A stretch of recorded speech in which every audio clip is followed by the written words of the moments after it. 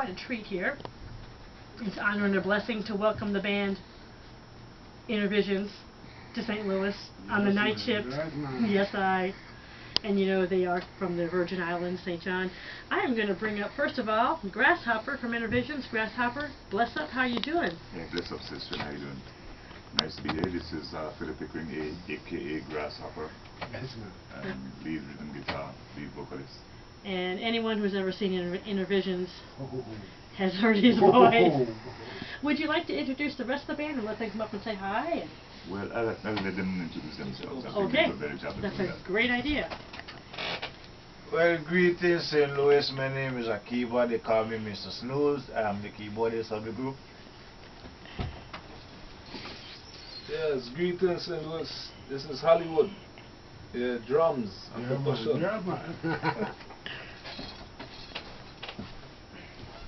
Give thanks and praises St. Louis. This is Jupiter, bassist for the band. Yes.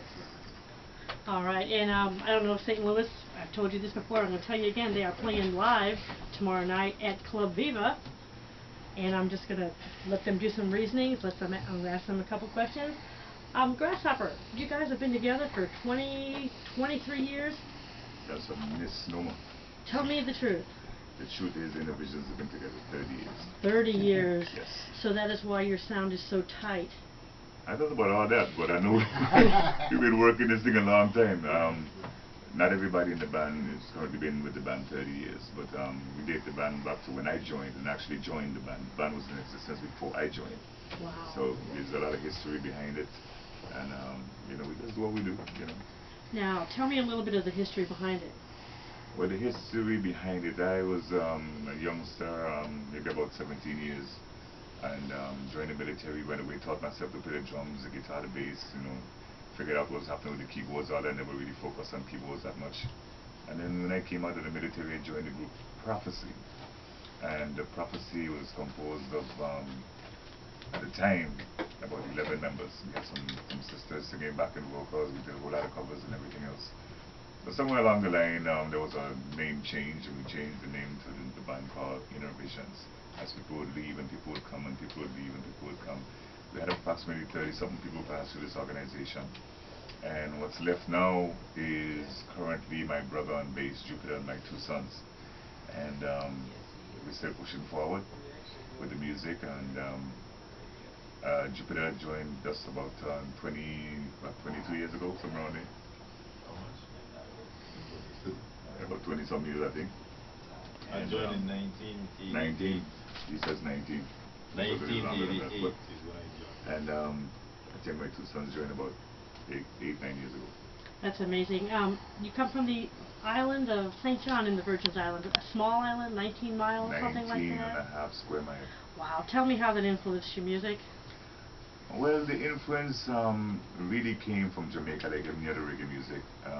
For us, at least for me on a personal level, Jupiter and myself, we used to compete from little boys singing in the house, just put on R&B and just sing. I mean, it was always R&B music. But then Saturday nights there was a radio station in the Virgin Islands, in the British Virgin Islands, called ZBVI, and they focus a lot on the Ken Booth and Ernie Smith and, you know, Pluto and earlier, you know, Ken Lazarus and all his brothers' music. And so that's the music I grew up on, and then listening to, you know, they have like recordings of Mikey Dre doing his thing. And so I'd be up in the middle of the night with my little pocket radio, you know, listening. And that was my initial influence. Because the Virgin Islands is predominantly soca music, which is the dominant art form there. But so for me to be able to feel reggae music the way we feel it, and to be able to bring it forward with the arrangements and stuff that we do, and feel it a lot like the Yardies do. You know, a lot of times when we go and perform and they hear the band, a lot of people think that the band is from Jamaica, and we're not, you know. So, and I don't think anyone here has ever been there. So it's very unique in that respect. But other than that, we just do what we do, you know. And you do what you do very well. You have that classic one drop. Well, we have the one drop. We have quite a few, because what we did was kind of borrow from everybody. You know, we borrowed over the years, like I said, the influence from R&B. There's influence in there from rock and roll. There's influence in there from some blues. There's influence in there from just about every reggae artist who had a number one. And because when we played covers, we never played complete tunes. We always played the hit songs, and so our songwriting developed from hearing the creative way they put together hit songs. And so for Innovations, if you listen to our albums, you notice that there's no song on the album without a hook. Every single song has a hook. So the first time you hear it, you want to hear it the second time. So it's just something that we developed over the years. And so for us right now is just to get the message down, what we really want to say. You know? That is absolutely true. They do have a hook. They do have a hook. All right, now tell me a little bit about, of course, Bob Marley. You know he is influenced almost all reggae musicians. Spiritual dancer. Spiritual dancer. Well, Spiritual Dancer was written by another brother who just recently retired from Innovations. St. Louis loved him very much because he did quite a few songs that they loved. Spiritual Dancer, to be exact, was one, and Can You Feel It, which is another big hit for him here in St. Louis area. And right now we're featuring Mr. Snooze on Can You Feel It, just doing it up his style, you know. And Spiritual Dancer we have not done yet, so you know we're thinking about it, but working towards that goal. Still trying to get the new stuff down and get it tight. So that's a real focus right now. But you know, but Bob did play a huge influence, and Paul said he wrote Spiritual Dancer because he felt in a dream one time that him and Bob were sitting somewhere and they had a higher reasonment, you know, under some meditation, you know. So that's really amazing. So tomorrow at Club Viva, you're going to be showcasing from your new CD, Stay Alive, I hope. Yes, we're going to be featuring quite a few tracks from the new album, Stay Alive, and we'll be doing a lot of the old favorites. So it sounds like it's going to be a show not to be missed. Yes, yes. Is there anything else you'd like to tell the people of St. Louis?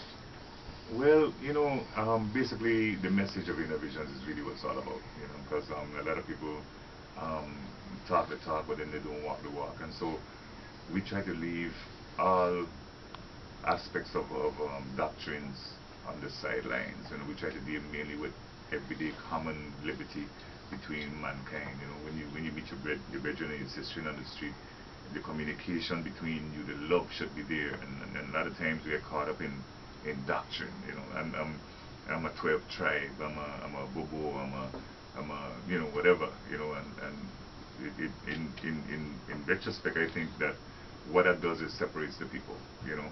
It's like I see no difference between that and the churches because they do the same thing. I'm a Lutheran, I'm a Methodist, I'm a whatever.